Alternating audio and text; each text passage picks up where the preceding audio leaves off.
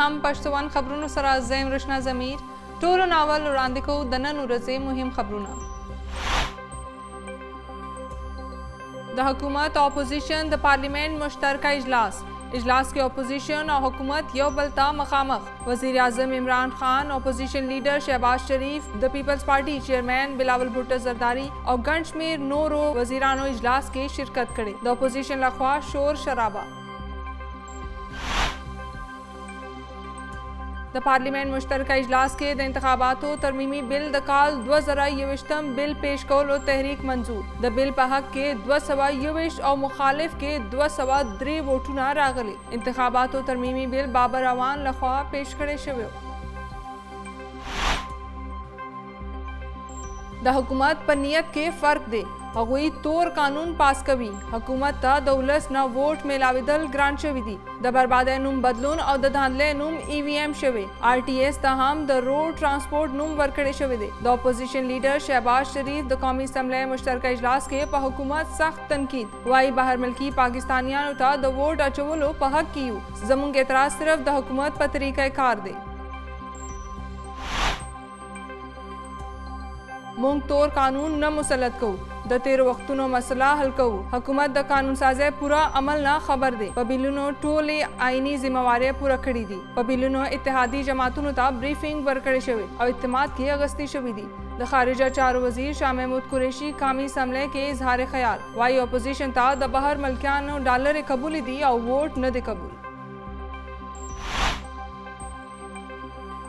الیکٹرانک ووٹنگ مشین نہ منو. کچہری EVM منظور شو نو آئندہ الیکشن د نن نه منو. حکومت الیکٹرانک ریفارمز په زبردستی سره پاس کول غواړي. حکومت زموږ د اعتراض باوجود قانون پاس کوي. حکومت او سپیکر د نن نه انتخابات متنازع کوي. د پیپلز پارٹی چیئرمین بلاول بھٹو زرداری قومي اسمبلی اجلاس ته خطاب. وایي د الیکشن کمیشن چې کوم اختیار دی هغه ورته عین ورکوي.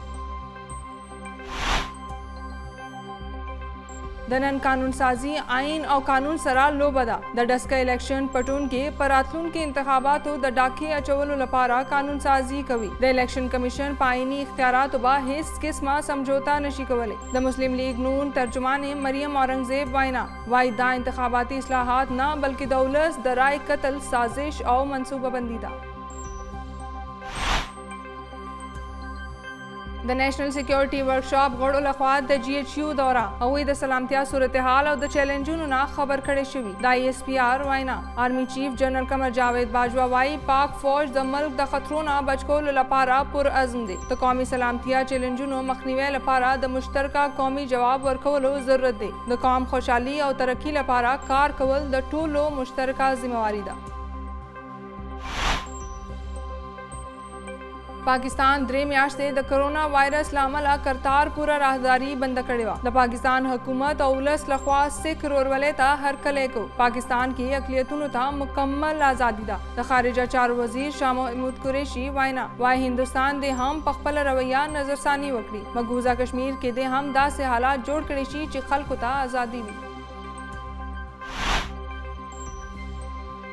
د بابا ګورو نانک 552 د پیدایش ورځ. د بھارتی سکھ رورولۍ د تګ راتګ سلسله شروع. بھارتی سکھان نن ماښام 2 بجې پاکستانی حدود کې داخل شوي دي. د بابا ګورو نانک زیږون ورځ مرکزي دستوره به په 19 نومبر ننکانه صاحب کې منعقد کړی شي.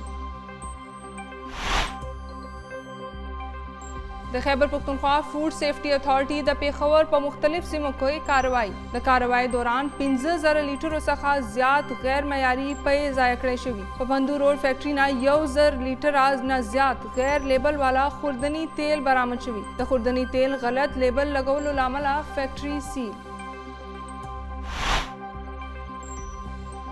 پیښور کې په سرکاري پوینټونو چینی غایبه. صوبائی سرخار پیښور کې د چینی فی کیلو قیمت 115 روپے مقرر. په هول سیل چینی فی کیلو په 115 روپے ملاویږي.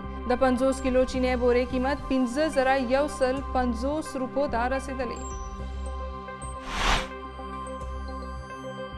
ملک کې د کرونا وایرس زور په ختمېدو د خطرناک کرونا وایرس نه نور لسو کسانو بل ژوند د لاسه ورکړي. د مړو شوو کسانو مجموعي شمېره 28,628 ته رسېدلې. 13 غنټو کې د کرونا وایرس نور 280 کیسونه ریپورټ. ملک کې د کرونا وایرس مثبت کیسونو شرح 0.48% ریکارډ. د NCOC لخوا تازه اعداد و شمار جاری.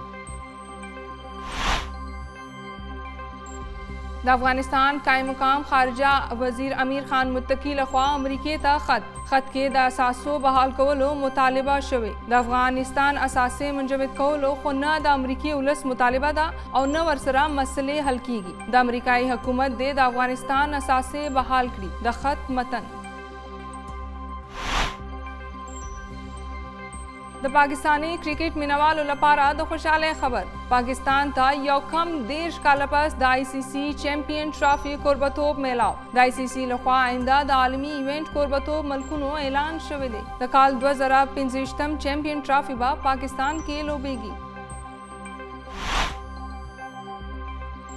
د کال 2023 T20 ورلډ کپ به په امریکا او ویسټ انډیز کې لوبولی شي. د چیمپئن ټرافي کوربتوب لپاره به ډیر کار کول وي. ټول ګراوندونه به بهتر کولی شي. د پاکستان کرکټ بورډ چیئرمین رمیز راجا وینا وایي د کال 1996 نه پس راته یو لوی ایونټ میلاو شوی دی. ټول به ته خوند اخلو. او راتلونکي 40 غنټو دوران خیبر پختونخوا، ګلګت بلتستان او د کشمیر ځینې سیمو کې د باران امکان. د موسمیاتو محکمې پیشنګوئی. د موسمیاتو محکمه وايي نن کم نه کم درجه حرارت سکردو کې -2 او استور کې -2 سینټیګریډ ریکارډ شوی. مهم خبرونه تاسو کتل. تفصیلی خبرونه سره راځو یو وړې شان د مینه بس.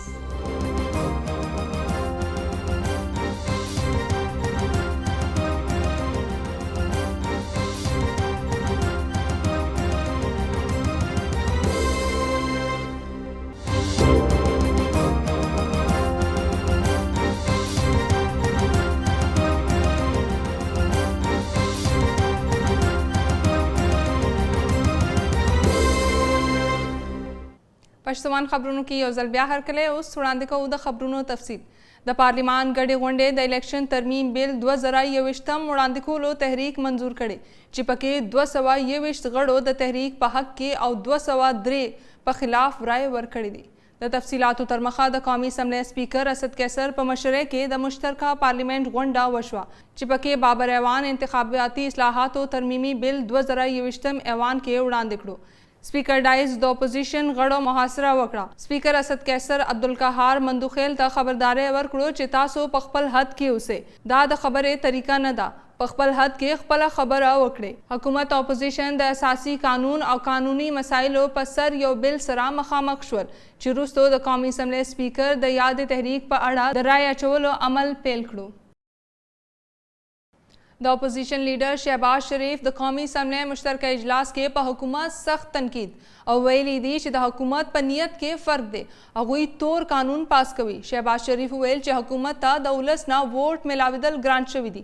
د بربادۍ نوم بدلون او د دھاندلۍ نوم EVM شوی دی. سوچ بڑی محدود ہے کہ ان بلز کو بلڈوز کر کے عوام سے تو ان کو اب ووٹ ملنا محال ہے، یہ جانتے ہیں.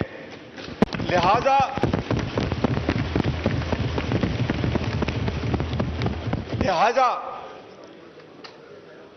مشین کے ذریعے دوبارہ یہ سلیکٹڈ گورنمنٹ کسی طریقے سے اپنی میعاد کو اور طول دے سکے. یہ اب عوام کے پاس ووٹ کے لیے نہیں جا سکتے. اسی لیے انہوں نے یہ EVM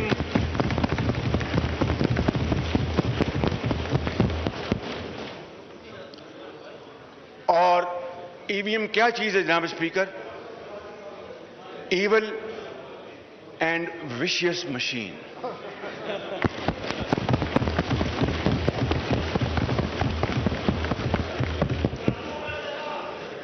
RTS روڈ ٹرانسپورٹ سسٹم وہ تو خراب ہو گیا تھا 2018 میں، جس کے نتیجے میں یہ دھاندلی زدہ حکومت مارز وجود میں آئی. اب یہ road transport system को छोड़कर अब ये इविल विशेष मशीन पर तकिया किए बैठे हैं। د خارجه چارو وزیر شاه محمود قریشي ویلي دي چې موږ تور قانون نه مسلط کوو، د تیرو وختونو مسله حل کوو. قومي اسمبلی اجلاس ته د خطاب په وخت د شاه محمود قریشي وینا وه چې په بلونو اتحادي جماعتونو ته بریفنګ ورکړی شوی او اعتماد کې اخیستې شوي دي. یقیناً آج ایک تاریخی دن ہے. تاریخی دن اس لیے ہے کہ آج انشاءاللہ یہ ایوان ایک ایسی قانون سازی کرنے چلی ہے جس سے کہ ماضی کی جو خرابیاں تھیں اور جو قباحتیں تھیں ان کو تبدیل کر کے ایک شفاف الیکٹورل نظام متعارف کرنے کا ارادہ رکھتی ہے یہ پارلیمنٹ انشاءاللہ. جناب والا، قائد حزب اختلاف نے کہا کہ ہم کوئی کالا قانون مسلط کرنا چاہتے ہیں. ہرگز نہیں جناب والا، میں ان کی خدمت درج کرنا چاہتا ہوں، کوئی کالا قانون مسلط نہیں کرنا چاہتے، ہم ماضی کی کالت کو دھونا چاہتے ہیں. آج جناب والا، میں یہ عرض کرتا چلوں کہ آج ایک تاریخی دن اس لیے ہے کہ 1970 کے بعد جتنے انتخابات آئے، پاکستان کی عوام اور پاکستان کی تاریخ اس بات کی گواہ ہے کہ ان پر سوالیہ نشان اٹھایا گیا. 70 کے انتخابات کے بعد کون سا انتخاب ایسا نہیں آیا جس پر سوالیہ نشان نہیں اٹھایا گیا. کبھی پاکستان پیپلز پارٹی نے کہا کہ ان کے ساتھ ناانصافی ہوئی ہے، دھاندلی ہوئی ہے. کبھی پاکستان مسلم لیگ نون نے کہا کہ دھاندلی ہوئی ہے. اور 2013 میں تحریک انصاف نے اپنے اعتراضات قلم بند کیے اور جوڈیشل کمیشن کا رخ کیا کیونکہ ہمیں اعتراضات کہ دھاندلی ہوئی ہے. اب سوال یہ اٹھتا ہے کہ ہم تاریخ سے کب سبق سیکھیں گے اور ہم اپنی سمت کو درست کب کریں گے. میں سمجھتا ہوں کہ وقت آ گیا ہے کہ آج ہم اپنی سمت کو درست کریں اور ایسی قانون سازی کریں کہ ہمیشہ کے ذریعے ایک شفاف اور کریڈیبل نظام جو ہے اس کو متعارف کروا دیا جائے. د پیپلز پارٹی چیئرمین بلاول بھٹو زرداری قومی اسمبلی اجلاس ته خطاب په وخت ویلي دي چې الیکټرانیک ووټینګ مشین نه منو، کچېرې ای وی ایم منظور شو نو آئندہ الیکشن د نن نه منو. میں افسوس کا اظہار کرتا ہوں کہ پورے ملک مشکل میں ہے، ہر آدمی مشکل میں ہے اور وہ پارلیمان کی طرف دیکھ رہے ہیں، وہ سیاستدانوں کی طرف دیکھ رہے ہیں کہ ہم ان کے مشکلات کا حل نکالیں، ان کا مسائل کا حل نکالیں. اور ان کو کیا نظر آ رہا ہے کہ حکومت مہنگائی، غربت اور بے روزگاری کا حل نکالنے کے بجائے زبردستی ای وی ایمز پاس کر کے دھاندلی کرنے کی کوشش کر رہا ہے. کلبھوشن یادو کے لیے آرڈیننس پاس کر رہا ہے، آئی ایم ایف کی غلامی کر رہا ہے. یہ پاکستان کے عوام کا ووٹ پہ ڈاکہ ہے، پاکستان کے عوام کی جیب پہ ڈاکہ ہے، پاکستان کے عوام کے پیٹ پہ ڈاکہ ہے. اور متحد اپوزیشن آپ کے خلاف اس ہاؤس میں احتجاج کرے گا اور ہاؤس کے باہر بھی احتجاج کرے گا، عدالت تک پہنچیں گے پر آپ کو اس قسم کا ظلم نہیں کرنے دیں گے. اور آخری بار جناب اسپیکر، پلیز اگر آپ اپنا عہدہ کا عزت نہیں کریں گے تو کون کر سکتا ہے؟ د پاکستان د اپوزیشن پارټیانو ویلي که زور زبردستی قانون سازی وشوه نو عدالت کې به چیلنج کوو. د پاکستان اپوزیشن په ګډه اتفاق کړی که حکومت نن په پارلیمان کې یک طرفه یا په زبردستی قانون سازی وکړه نو په ګډه به عدالت کې چیلنج کوو. د پیپلز پارٹی چیئرمین بلاول بھٹو زرداری په قومي اسمبلی کې د اپوزیشن لیډر مسلم لیگ نون صدر شہباز شریف سره د پارلیمنٹ ګډې غونډې په مهال ملاقات کړې ده. په ملاقات کې مولانا اسد محمود او د اپوزیشن نور غړي هم شامل وو. د ملاقات په دوران بلاول بھٹو زرداری او شہباز شریف په دې خبره اتفاق کړي چې د ولس دشمن حکومت قانون سازی په اړه به کلک مخالفت کوو. اپوزیشن اجلاس په دې فیصله کړي چې د قانون سازی خلاف پر ضد به د پارلیمان دننه او بهر احتجاجونه وکړو. د جمعیت علماء اسلام فی مشر مولانا فضل الرحمان ویلي دي چې د اندلی په ذریعه راغلي حکومت به اوس قانون سازی کوي. کوئټه کې جلسې ته د خطاب په وخت د مولانا فضل الرحمان وینا وا چې موجوده حکومت به کور ته په هر صورت لګلی شي. آج اسمبلی کے اندر یہ بل بھی لایا جا رہا ہے کہ اسٹیٹ بینک کے قانون میں ترمیم کی جائے اور پاکستان کے اسٹیٹ بینک کو براہ راست آئین سے وابستہ کر دیا جائے. आप बताएं कि फिर ये आपका बैंक नहीं होगा, वो IMF का एक ब्रांच होगा जो पाकिस्तान में होगा। वो अब हमें इंतखाबी इस्लाहात दे रही है। इंतखाबी इस्लाहात के लिए वो कानून साजी कर रही है। मैं आज अपने तमाम साथियों की मौजूदगी में अलग ऐलान ये बात करता हूं कि अगर इंतखाबी इस्लाहात के हवाले से या किसी मशीन के हवाले से कोई भी कानून साजी की गई तो हम उसे सिर्फ उस तरफ नहीं करेंगे, उसे के नोक पर रखेंगे। हम अब भी कहते हैं कि तुम्हारी खैर इसी में है कि इक़्तिदार छोड़कर निकल जाओ। कब तक हम लाठी उठाते रहेंगे? कब तक हम लापता लोगों के लिए रोते रहेंगे? कब तक हम बेरोजगारी के हाथों 1 करोड़ नौकरियां दूंगा, 1 करोड़ नौकरियां कोई अपनी बात है? और आप हमारा भी बता देना चाहता हूं कि जब से पाकिस्तान बना है 70-74 सालों में पाकिस्तान में अब तक जो कुल नौकरियां हैं, बड़ी नौकरी से लेकर छोटी नौकरी तक 1 करोड़ तक नहीं पहुंची। द मुस्लिम लीग नून नायब सदर मरियम नवाज वैली दी ची योरस बर इख्तियार साबितेगी और टूल तबा मालूम शी चे सकेदर इस्लामाबाद हाई कोर्ट के द पेश नपस मीडिया सरा खबरों पवक द मरियम नवाज वैना वा चियागा जाली हुकूमत और साजिश कौन की नन हम मौजूद दी खोले ब्या हम द अदालत न द नवाज शरीफ पहक दे द्रेमा गवाही रागलिदा कि जिस शख्स ने 2 साल की मेहनत के नतीजे में नवाज शरीफ के मुकदमे और उनके फैसले करवाए जोर ताकत धौंस और धांधली के नतीजे में वो शख्स उनके पास चल कर गया, वो शख्स जो आज पूरी दुनिया में तनकीद का निशाना बना है और उसके पास अपने हक में या अपनी सफाई में कहने के लिए कोई चीज़ नहीं है, वो शख्स गया शौकत अजीज़ सदीकी के पास और कहा कि नवाज शरीफ साहब के बेंच में या तो ना बैठना या फिर नवाज शरीफ साहब को बेल नहीं देनी। और अब गिलगित बल्तिस्तान के जो चीफ जज हैं उनकी ये गवाही आ गई कि साकिब निसार साहब ने, जो उस वक्त चीफ जस्टिस थे पाकिस्तान की हाईएस्ट कोर्ट के, एपेक्स कोर्ट के, सुप्रीम कोर्ट के चीफ जस्टिस थे, उन्होंने उनके सामने फ़ोन पर ये कहा, बल्कि ये गारंटी ली कि नवाज शरीफ साहब को और मरियम नवाज को इलेक्शन से पहले बेल नहीं दी जाएगी।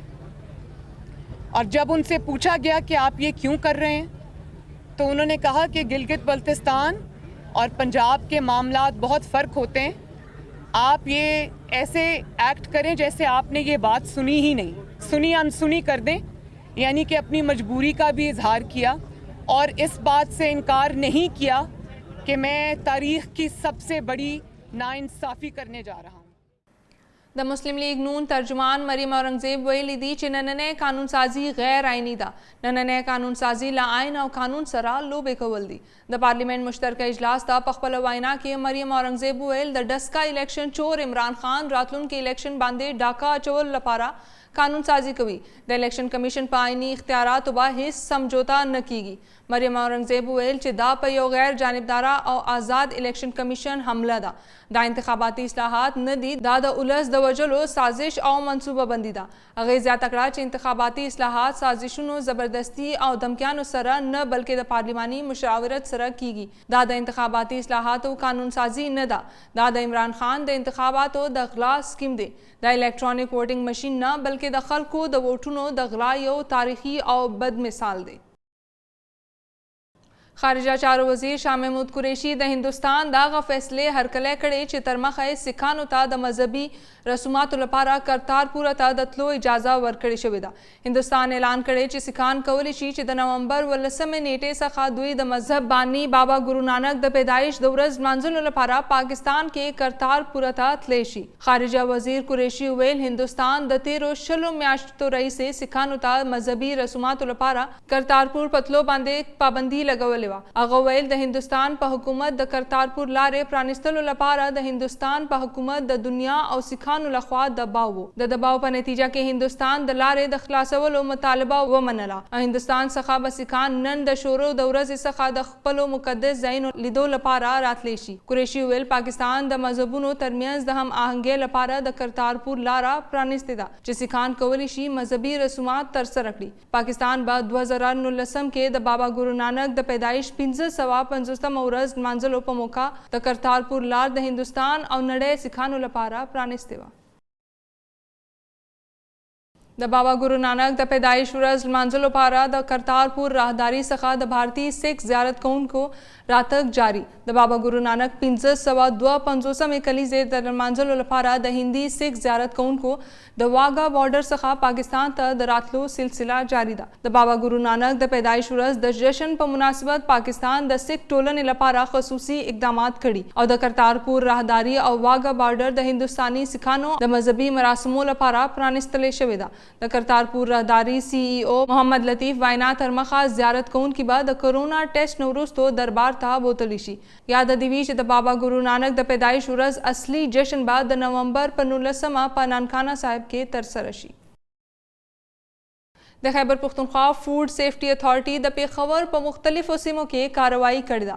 فوډ سیفټي اتھارټي وینا تر مخه په موټر وی ټول پلازا باندې ناکابندي او د ډيري دکانونو د تلاشي نه وروسته 15,000 لیټرو څخه زیات غیر معیاري پې ضایع کړې شوې دي. په موقع باندې د ټیسټینګ کټ څخه د پېو جایزه اخیستې شوې چې پکې پاوډر پې او د اوبو ملاوټ موندل شوې. په پندو روډ باندې د فیکټري 1,000 لیټر نه زیات غلط لیبل والا خوردنی تیل برآمد شوی دي. د خوردنی تیل غلط لیبل لګولو لامل فیکټري بند کړې شوې ده. د فوډ سیفټي اتھارټي ډي جی وینا تر مخه په پورا صوبه کې د ملاوټ مافیا خلاف کاروایی جاری ده او په پېو کې ملاوټ کوونکو خلاف به سخت کاروایی وکړي شي. جرګه په سیمه کې د روغې جوړې لپاره یو لوی کردار لوبوي او د خلکو مسلې د مخې نه وړي او ټولنې کې امنیت ته وده ورکوي. میا خان کې 19 کلنه خونړۍ دشمنی د جرګې د لارې په دوستۍ کې بدله شوې. نور تفصیلات ګورو د کاټلنګ څخه محمد ایوب په دې ریپورت کې. مونږ د بیزو سړي، مونږ یو د جرګو سړي، مونږ تراخه د منځه وړو، مونږ یو د خوږو سړي، مونږ محبتونه یو، مونږ د تسلو سړي. جرګه د دې سیمې انعام دی. دا کام لا مرام او ټولنې لا دوام ورکوي. میا خان کې 19 کلنه خونړۍ دښمني د جرګې د لارې په دوستۍ کې بدله شوې ده. د یاسین ذاکر شاه او ثناء الله محب الله کورنو ترمنځ په دغه خونړۍ دښمنۍ کې مرګ جوړلې شوې وې او تاو تریخوالې زیاتېدو. د جرګې مشرانو عنایت خان، سرتاج خان، مفتی فضل الله، شیر حبیب او د هغوی ملګرو د فرله پسې ستړې د روغې او صلح زیرې راوړو. تعالی الله پاک په زمونږ د کور کلي د علاقو نه دا سختې دا مسلې چې کومې جوړې دي دا به انشاءالله الله پاک ختموي. کله چې روغه وشي او زه د کور نه را روانېږم نو الله ګواه دی چې زه دومره زیات خوشحاله یم، زه هم دونه به دا روغې والا نه یو خوشحاله چې څونه مونږ زیات خوشحاله یو. دشمنۍ تربګنۍ دي دا زمونږ چې کوم دی نو د وروستي نسل لپاره ډېر چې کوم دی نو د خرابوالي مخه به جوړي. نو چې دا مونږ چې کوم دی نو دا مشران په دې وخت کې دا مونږ ختم کړو نو دا به زمونږ دپاره او زمونږ د بچو لپاره ډېره فایده وګرځي. 13 ورځ میا خان جامع مسجد کې یو درنه غونډه فایل شوه چې پکې علماء کرامو، د قومي جرګې کنوینر سوراب علي، سیاسي مشرانو، سپین روبو او ځوانانو په ګڼ کچ ګډون کړی و. هغوی د دغه عزم پخلی وکړو چې د ټولنې نه به د دښمنۍ نوغې وباسي. پکې په سطح باندې جرګه لانچ کړې ده. د هغې مقصد دا دی چې په کوم دی کې دا اور لګېدلي د دښمنۍ ده او خاص کر د منشیاتو ده. نو په هغې باندې کار کوو. دا سوال کوو، اپیل کوو د مشرانو ته چې راپاسو او کومې دغه چې دا ټوپک او تمانچې ته نه وي چې په مصلحت سره د حل شي. ډېر محمد ایوب هم پښتو ون نیوز تحصیل کاټلنګ. پاړه چنار گورنر کاټیج کې یو دستوره جوړه شوې وه چې پکې ضرورتمند خاندانونو ته د سلایي ماشینونه تقسیم کړي شوي دي. گورنر کاټیج پاړه چنار کې یو دستوره کې ایډیشنل ډپټي کمشنر ایم پی اے سید اقبال میاں او ګڼ شمېر عامو خلکو ګډون وکړو. په دې موقع د زکات محکمې لخوا مستحق خاندانونو ته د ګنډلو ماشینونه تقسیم کړي شوي دي. ایډیشنل ډپټي کمشنر او د کورمې ضلع ایم پی اے وویل چې حکومت کوشش کوي چې ضرورتمند خلکو ته په کور ناست روزګار ورکړي. همدغه شان د کورمې ضلع لسو مستحق کسانو ته په ړومبۍ مرحلې کې د سلایي ماشینونه ورکړي شوي دي او دغه سلسله به د وخت سره جاری وي. ملک کې د کرونا وایرس زور په ماتېدو شوی دی. د خطرناک کرونا وایرس نه نور 10 مریضانو خپل ژوند د لاسه ورکړی دی. د ان سی او سی لخوا جاری کړی شوی تازه شمیر تر مخه د مړو شوو کسانو مجموعي شمیره 28,628 ته رسیدلې ده. 13 غنټو کې د کرونا وایرس نور 280 کیسونه رپورټ شوي دي. د متاثره کسانو مجموعي شمیره 12,80,000 نه سیوا شوې ده. د ان سی او سی تر مخه ملک کې د کرونا وایرس مثبت کیسونو شرح 0.4% ریکارډ شوې ده. خیبر پختونخوا کې د کرونا وایرس نه 1,80,000 نه سیوا کسان متاثره شوي دي. د وایرس نه تر ټولو نه زیات مرګونه پنجاب صوبه کې شوي. په جرمني کې د کرونا وایرس مثبت پیښې د ریکارډ سطح پورې رسیدلې دي او جرمني په کنټرول کولو کې بوخت دی. بلخوا یورپي هیوادونو په سیمه کې د کرونا د نوي چپې مخه نیولو لپاره په ګڼو اقداماتو پورته کولو غور کوي. رپورټ له مخه په جرمني کې د مثبتو کیسونو شرح 312 ته رسیدلې چې له تېرې یوې هفتې راهیسې تر 50% زیات شوې ده چې په لومړی ځل د 200 څخه زیات شوې دي. دا شمیره په جرمني کې د وایرس خپرېدل ښایي چې په تېرو ورځو کې د 1 لاکھ کسانو سره څومره خلک کرونا وایرس وخلی دي.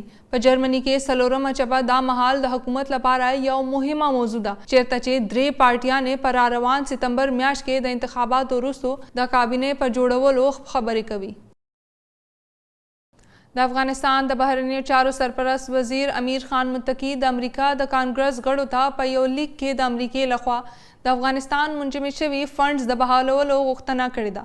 متقی ویل چې افغان حکومت په دې باور لري چې د افغانستان د پیسو منجمد کولو مسله نه حل کوي او نه هم دا د امریکې د ولس غوښتنه ده، نو ځکه سیاسي حکومت د افغانستان پیسې خوشي کړي. متقی زیاته کړه موږ تشویش لرو که اوسنی حالت همداسې پاتې شي د افغان حکومت او خلک به مشکلاتو سره مخ شي، بلکې په سیمه او نړۍ کې به د مهاجرینو یو بله سلسله شروع شي او نړۍ ته به بشري او اقتصادي مسلې رامخې ته شي. هغه ویل د پیسو له منجمد کولو او د اقتصادي بندیزونو سره د افغانستان د روغتیا، تعلیم او نورو ملکی خدماتو هغه سیستمونه زیانمن کېدای شي چې عام ولس ته ګټه اخلي. د متقی په وینا داسې فیصلې یوازې د افغانستان عام ولس ته زیان رسوي او دا به د امریکې لخوا افغان ولس سره تر ټولو بد مثال وي. امیر خان متقی ویل د حیرانتیا خبره دا ده چې د نوي حکومت اعلان سره امریکا د افغانستان په مرکزی بانک په ذخیرو بندیز لګولې دي چې دا زموږ توقع او د دوحې معاهدې خلاف ورزي ده. یاد دی وی چې د امریکای طالبانو په کابل د کنټرول وروسته د افغانستان شاوخوا 9.8 ارب ډالر منجمد کړي دي او د دې هیواد په بانکي نظام هم بندیزونه لګولي دي. افغانستان کې که د طالبانو لخوا یو خوا هیواد په زیاتره سیمو کې سکولونه تړلي شوي، نو بل خوا د افغانستان په کندهار ښار کې د جنکو سکولونه مرکز له تړل کېدو وروسته 2 خویندو خپل کور د انځورګرۍ او نقاشي په مرکز کې بدل کړی دی. د افغانستان په داسې صورتحال کې کندهار کې 2 خویندو د خپل کور یو کوټه د انځورګرۍ او نقاشي په مرکز کې بدله کړې ده په دې مقصد چې د نقاشي هنر ته وده ورکړي. د دې 2 خویندو له وینا تر مخه نه غواړو چې زموږ د 1300 کلونو مبارزه هیر شي. په دې مهال چې شګوفه امیري یو انځورګره ده ویل زه له اسلامي امارت څخه غوښتنه کوم چې ټول تعلیمي ادارې دې بیا پرانیزي چې ټول جنکې خپل درسونه زده کولو لپاره روانې شي. د دې 2 خویندو د انځورګرۍ او نقاشي هنر د کندهار په یو هنري مرکز کې زده کړي، خو ولې په ټول هیواد کې سکولونه او هنري مرکزونه د طالبانو د واکمنۍ له وروسته تړلي شوي دي. نو دې خویندو د خپل کور یو کمره د هنر په مرکز کې بدله کړې ده. په دې مهال د کندهار د اطلاعات او کلتور محکمې ویلي مونږ کار شروع کړی چې د جنکو تعلیم ته لار برابر کړو. د کرکٹ نړیوال کونسل یعنی ICC افغانستان کې د حکومت د بدلیدو وروسته د افغانستان د کرکټ بورډ د هیڅ په اړه غور لپاره یو کمیټي جوړه کړې ده. ICC دوبۍ کې د غونډې وروسته په یو بیان کې ویلي عمران خواجه به د کمیټي مشري کوي چې پکې رمیز راجا، مزمک کولم او لانس نایډو شامل دي. د ICC مشر کریګ بارکلی ویلي دي چې ICC به افغانستان کې د ښځو او سړو کرکټ د ترقۍ لپاره د کوششونو حمایت جاری وساتي. دا کار د ICC د ممبرانو لخوا افغانستان کې د نوي حکومت سره د تعلقاتو د لارې کېدای شي. هغه ویل افغانستان کې د کرکټ په ذریعہ مثبت بدلونونه راتلی شي ځکه چې د سړو ټیم افغانستان کې د فخر او اتحاد یو علامت دی چیرته چې ځوانانو ډیر مشکلات لیدلې دي. ICC به افغانستان کرکټ بورډ د لارې افغانستان کې د کرکټ حفاظت وکړي ولې افغانستان کې د روان حالاتو به هم نگرانی جاری وساتي او مهمه فیصله به وکړي. پلنڈی کوتل حمزہ بابا سپورٹس میدان کے سلورم ایڈیشن بابائی غزل امیر حمزہ شنواری سیالی باقاعدہ پرانستا د لنڈی کوتل چیئرمین شپ امیدوار حاجی سید عالم شلمانی وکړه. په دغه سیالي کې د ضلع خیبر بشمول د خیبر پختونخوا د مختلفو اضلاع لوبغاړو برخه اخیستې ده. په دغه موقع حاجی سید عالم شلمانی وویل چې د مضبوط استعداد باوجود د سیمې لوبغاړو د بنیادی اسانتیاو څخه لرې پاتې شوي دي. دوی وایي چې په اقتدار کې راشم نو د ځوانانو بشمول به له هرې طبقې مسلې باندې تجریح ورکوم. په اخره کې دوی د لوبغاړو د حوصله افزایي لپاره مرستې اعلان هم وکړو. د ناسا خلبازان په نړیوال فضایي سټیشن کې د 200 ورځو وروسته ځمکې ته راکوز شو. د سپیس ایکس کریو ډریګن کې سواره د خلبازانو 4 کسیزه ډله په کامیابۍ سره د خلیج میکسیکو ته ورسېده. نړیوال فضایي سټیشن څخه ځمکې ته د واپسۍ سفر کوونکي د ناسا خلبازان د ډیرو چیلنجونو سره مخامخ شوي. خلبازانو وینا تر مخه د واپسۍ په وخت د موسم د خرابېدو له امله هم هغوی ته ډیر مشکلات وړاندې شوي. د روان کال په اپریل میاشت کې ناسا او د ایلن مسک خصوصي راکټ کمپنی سپیس ایکس 4 خلابازان نړیوال فضایي سټیشن ته واستولي. پښتون خبرونو کې اوس وخت شوی د موسم د حال. راتلونکي 40 غنټو دوران خیبر پختونخوا، ګلګت بلتستان او د کشمیر ځینې ځایونو کې د باران امکان دی. د موسمیاتو محکمې پیشنګویي کړې ده چې نور علاقو کې به موسم یخ او اوچ وي. نن کم نه کم درجه حرارت سکردو کې -2 او استور کې -2 سینټیګریډ ریکارډ کړی شوی دی. یاد دی وی چې 1300 هفتو راځي ملک کې باران نه دی شوی او وچه یخني ده چې لامل خلک هم بیماران شوي دي. پښتون خبرونو نه تر دې د مومدغه د نورو تازه خبرونو لپاره تاسو زموږ هم پښتون سوشل میډیا پاڼې کتئ شئ. د لوی الله پامان.